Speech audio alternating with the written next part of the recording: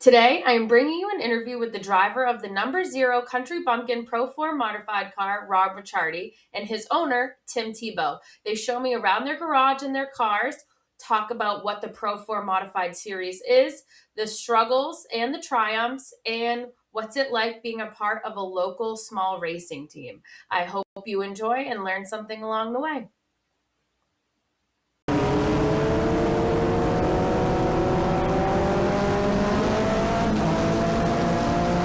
Okay, so how old were you when you started racing, and talk about that journey from what kind of cars you were racing and how you got to where you are now? I started out when I was 14. We were racing mini cups at Seacon.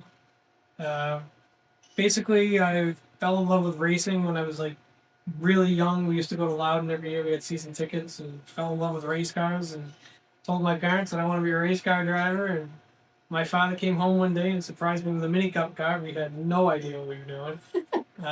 The first 3 races I ran, I was so far out to lunch that I questioned my abilities again. And then the next year we came out, we won 3 races. We won the mid-season championship at Seacon. We raced at 3 different tracks, 3 nights a week. Wow. So we got a ton of reps in, and then we got kicked out of Seacon, and we had a Pro-4 we were planning on running at the end of the year anyways. So me and Dad went off racing these, and my brother kept racing the mini cups. And how old were you then? 16. You had to be 16 at the time to start racing Pro-4. Okay. And then, so you've been racing ever since then? Yes. Wow. That's crazy. A very long time. A lot of time and money has gone into the sport. So you didn't know anybody that raced at the time? You just saw it and wanted to do it? Yeah, I mean, my dad drag raced when he was younger, but other than that, I didn't know anybody that was involved in it. Yeah. All the friends that I have in it now we made along the way. Yeah. If you had a piece of advice to give to young kids who want to start racing or are coming up, what piece of advice would you give? It's gonna sound mean, but go get into it with the mentality that you're not the next Jeff Gordon. You're not gonna make it to NASCAR. Because if you plan on just jumping in a race car and being the best and going, it's not gonna happen. It takes time. It takes effort. Like the sleepless nights we've had putting motors in the cars. My parents sacrificed a ton of time, every dime they had, for us to do this stuff. And now Tim's giving me the opportunity to drive arguably the best car in the field every week, and we've capitalized on that. Between the two of us, we've won a ton of races, and just those opportunities don't come along all the time. So if you look at a lot of these guys in NASCAR now, those rides are paid for. Yeah. Very few guys get to do it on talent. Yeah. So for those who do not know, can you talk about what a Pro-4 modified is? Pro-4 modifieds are basically a smaller version of a Tour modified. They're 1,950 pounds in the case of our car. They run a 4-cylinder motor of all different makes and models. This one runs a Mazda. This one runs a Ford. We've run a Chevy in the past. There's multiple different weight and engine combinations that keep the field equal and on the same basis. Okay, and what do you think makes this series unique or fun compared to other series that you may have run? These cars here, the corner speed with these cars, we have a really big tire for what the car weighs and the horsepower. So they carry an absolute ton of corner speed. The different motors and stuff like that makes it interesting because one week you'll have a Ford win, the next week you'll have a Chevy win, and it's a lot more variety. It keeps cars a lot faster. Okay. What is your favorite track to run on with these cars? I mean, I have a bunch of tracks that I love, but Monadnock's probably my all-time favorite. I got a ton of wins there. That's probably my most successful track. It's difficult. It's interesting. They just repaved it, and they made the track all that much faster on the new pavement. And yeah, that's definitely my all-time favorite. Thompson's great. Stafford's fun, but Monadnock's my favorite. Do you have a least favorite? Hudson. Hudson's my absolute worst racetrack, and when it comes to statistics, I've got wins there, and half of them I feel like I've walked into. They're not. That track is not conducive to my driving style. I just can't. I never feel like I have a car that's good there. What makes like a track something you like to race at, or a track you don't like to race at? Is it surface? That's a good question. I mean, I like fried the challenge of racing. I like the challenge of racing at different racetracks because when you're not when you get to run at different racetracks, it makes you a better driver. You adapt to different surfaces. You adapt to different corner speeds, different bankings. So by being a touring series and running all those different tracks, you get a lot more out of it. I feel like um, what makes one track harder than the other can be any multitude of things. Track surface definitely plays into it. Like in the case of Hudson, it's just there's I never get the feel that I want on that track because the bumps and the transitions going into the corner, it's just one thing I have never got the feeling that I wanted there. Other guys go there and they'll smoke me. You know, it's just one of those tracks that I go there and I have no confidence at because I know that I suck there. Can you walk us through what a race day is like from, loading up at home to the track all the way to going home? Yeah, it's easy for me. He loads up at home, and I show up with my helmet. No, and off camera, that he is pointing to his owner over there.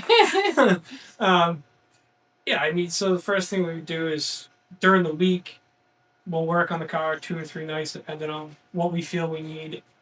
Sometimes, we come off a win and we weren't, we didn't feel like the car was 100%. So we'll dive into it. And we'll look for more because you go into a track that's going to be super competitive with other guys that are good at that track. So you go through, you rescale the car. After every race, I scale the car again, see where it was based on where it went to the track at the week before.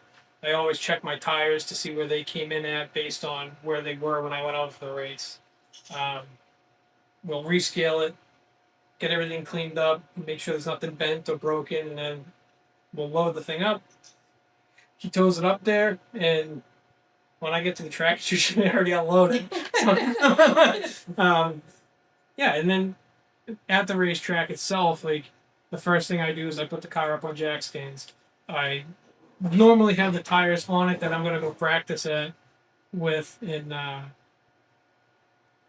we go out and practice, and then I'll put on my tires that I'm either gonna scuff for the heat race because the tires we run in heat, we gotta run them feature. So I like to scuff mine and get a bit of size on them, and then if I gotta swap something around, I can. Um, we have to juggle the tire inventory, so I try to do all that because I'm very meticulous on what I want. Any of the adjustments and stuff I make based on what I'm feeling. So I am the crew chief on the car as well as the driver. But yeah, then we go out, we race, and we usually start in the back due to our handicap. So the first few races of the year we're usually all right, but then they start handicapping us and we're right to the back. So. Yeah, that's it. I mean, so how many people? Is it just you two, or you have other people that kind of help? It's usually me and Tim. My parents will show up. My buddy Sam, his girlfriend, my girlfriend, we all hang out with the track. Me and Sam do all the work. Tim does a lot of the club stuff. He's the president of the club, so he has to deal with all of that, which is a joy in itself. What's that feeling like when you finally get a win? Like excitement, pride? I would say it's definitely excitement and pride. At this point in my career, after 25, 26 years, we're chipping away at the win title. We're within 11, so every time I get another one and chip away at it even more, that feels good. I remember my first win, that was like elation. It had taken me so long to do it that when I finally got it, it was pretty emotional. Yeah. How many wins do you have? What is it, 71? I got 71. And what's that record you're chasing? 82. All right. What's one thing you wish fans maybe understood about local racing or dirt track racing or racing in general that you think kind of is overlooked, or maybe fans think, oh, it's so easy to like do this, why aren't you doing this? That's actually harder once you get in that car. I think one of the biggest things that people watching local racing don't understand is the financial sacrifice, the time sacrifice that goes into all of this stuff. I know everyone likes to see race cars crash and stuff like that, and it sucks when it does because it's so expensive. And these guys are using the money they earned at work during the week to put these cars together and go out there, and to have something like that happen, that's probably the worst thing. Um, I think they don't understand that we pay to put on a show for them, like in the weekly stuff. We're paying money to get in. We pay for tires, we pay for fuel, and we get peanuts. We don't make any money racing weekly. You know, it's not the NASCAR tour. It's not NASCAR. It's not the Truck Series. You make no money doing this. We do this for the love of it. We do it for the fun of it. And when you see some guy get wrecked out there, it sucks. Yeah. And not saying that you're stopping anytime soon, but what is an opportunity or a track or something you'd like to do or accomplish before you finish racing? That's an easy one. I want to run the World Series at New Smyrna with my modified. I want to run the full week. That's definitely a bucket list race for me before I retire. Is that what's starting this week? Yeah. Yeah. It's also very expensive, so if anyone wants to sponsor me. I have been there and it is a lot of fun. It is a blast. Yeah. I'm here with the Tim Thibault. Okay, well, maybe not that Tim Thibault, but the owner of the Zero Pro-4 modified country bumpkin store car. And how did you get into owning a car? Well, it started when I was 13. Owned a car at 13? No, Oh, okay. I started working with my cousin who had a Pro-4, and we were at West Florida Speedway. Last year they were open, and I worked with his crew for years until the 2000s. Then I drove in 2004, and I wasn't very good at all. And then I bought a car about 8 years ago. Okay. This car right here, and the first time I ran it, Woody Pickett drove it at Seekonk and won. And Rob's won a ton of races. Teddy Christopher's driven it and won. Chase Darling. Who else? Cabral. There's been a lot of people who have driven the car over the years. I probably had 25 different drivers. Wow. But Rob's got the big wins. You don't have to just gas him up. Yeah. I'll take it. What do you think is the toughest part about fielding a competitive car on like a local budget and smaller team? I like it because we sometimes compete against guys that have a lot of money.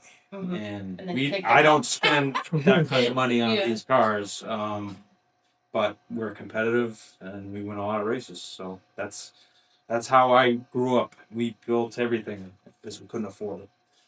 Do you think it's your experience, your knowledge, your teamwork? Like, what is it that gives you that competitive edge over the guys who do spend a lot of money? It's both Rob and me and the crew.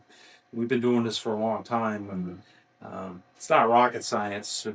I would give anyone our setup anything to run with us. How do you go about finding the right driver, and then how did you find Rob?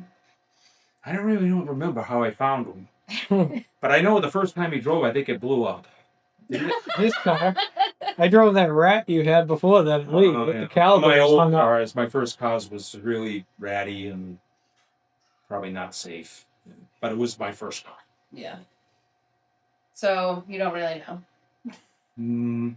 How did you find like Chase Dowling or Woody Pickett or those other types of drivers? Well, Woody Pickett, Ted Christopher, a lot of those guys drove cars for my buddy who lives down the street, and I worked on his cars at Thompson for years and went on a bunch of races with the SK. Can you explain to people who are not from New England or go to Stafford what the SK Modifieds are? It's the number one division at Stafford. They get tons of cars, and every week they have a full field or more. And it's modified racing at Stafford. And what keeps you motivated or keep wanting to continue owning a team? We want to make the record with Rob, and I like these cars. I'll probably never get rid of one car, but it's just so much fun. Till I can't do it anymore, I'll just keep doing it. Are you also like a race fan? Do you watch NASCAR? Do you watch local racing? Do you go to other I don't tracks? watch big NASCAR. I don't like the big taxi cab cars. I like open wheel modifieds. Nothing like it. When I drove, it's just unbelievable to see the whole front of the car while you're going down a chute. It's cool. Would you ever let me drive home? Probably not. That's a good answer. I wouldn't let me either. Well, thank you so much. All right, bro. Huge thank you to Tim and Rob for talking to me about their racing careers, what Pro-4 modifieds are, and showing me around the garage. It was a great experience, and I'm so thankful for their time, and I hope you guys learned something too.